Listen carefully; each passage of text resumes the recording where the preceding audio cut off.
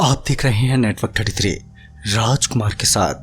तो चलिए बढ़ते हैं आज की कहानी की ओर। उस रात जब मैं आखिरी सवारी को छोड़कर वापस लौट रहा था कि सिद्धार्थ का फोन आया। मैंने फोन तो उठाया मगर आवाज नहीं आ रही थी।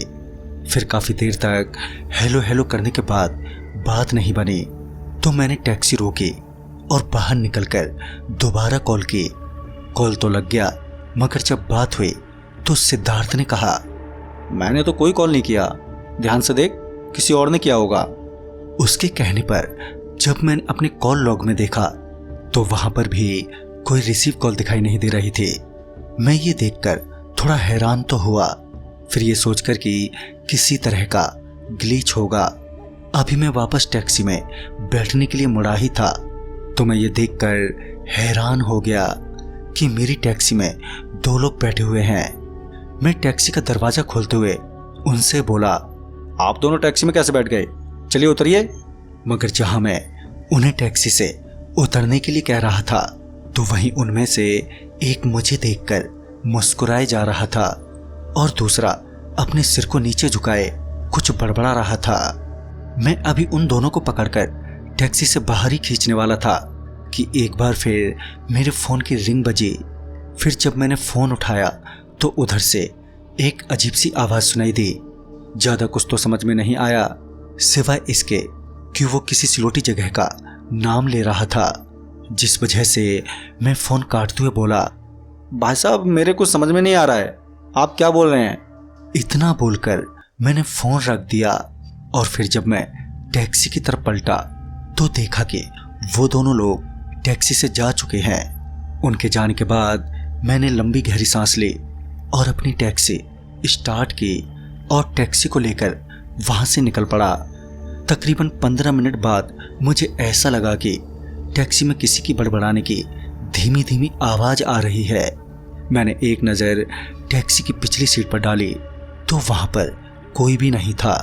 वैसे तो अब पता नहीं क्यों मेरे सीने में एक हल्का सा दर्द होने लगा था। मैं अभी एक हाथ से अपनी छाती ही मसल रहा था कि मेरी नज़र सड़क के किनारे लगे पुराने बोर्ड पर पड़ी जिस पर लिखा था सिलोट गांव। मेरी नज़रें अभी उसी बोर्ड पर थीं कि तभी वो बड़बड़ाने की आवाज़ एकदम से तेज हो गई और जब इस बार मैंने पीछे पलट कर देखा तो वो ही दोनों लोग मुझे पिछली सीट पर बैठे हुए नजर आए। उन्हें पीछे बैठा देख मैं एकदम से ठंडा पड़ गया, जिस वजह से मेरी टैक्सी सड़क से उतरकर नीचे ढलान की तरफ चली गई, वो भी पलटते हुए, जिस वजह से मेरा सिर कई बार टकराया और मैं वहीं पर एकदम से बेहोश हो गया।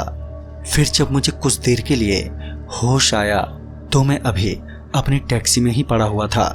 मैं अभी किसी तरह टैक्सी से बाहर निकलने की कोशिश ही कर रहा था कि मैंने देखा कि वो दोनों टैक्सी के बाहर ही खड़े हैं और एक तो मुझे देखकर हंसे जा रहा है तो दूसरा अभी अपना सिर नीचे झुकाए कुछ बड़बड़ाए जा रहा था। मुझे ये समझ नहीं आ रहा था कि आखिर ये दोनों हैं कौन कि तभी टैक्सी जोरों से हिलने लगी, जिस वजह से एक बार फिर मेरा सिर किसी चीज से टकराया और टकराते ही मैं फिर से बेहोश हो गया। फिर जब मुझे होश आया तो मैं आईसीयू में था। मेरा शरीर बुरी तरह से जला हुआ था।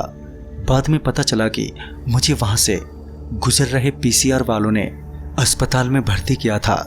अस्पताल में कई महीने बीतने के बाद उन दोनों लोगों के बारे में पता लगाया तो पता चला कि बहुत पहले एक गांव हुआ करता था सिलोट, जहां पर एक बार बहुत पहुंचा हुआ तांत्रिक आया जिसके जादू से प्रभावित होकर गांव के ही दो लड़के जो बेहद अमीर थे और वो दोनों उस तांत्रिक के शिष्य बन गए।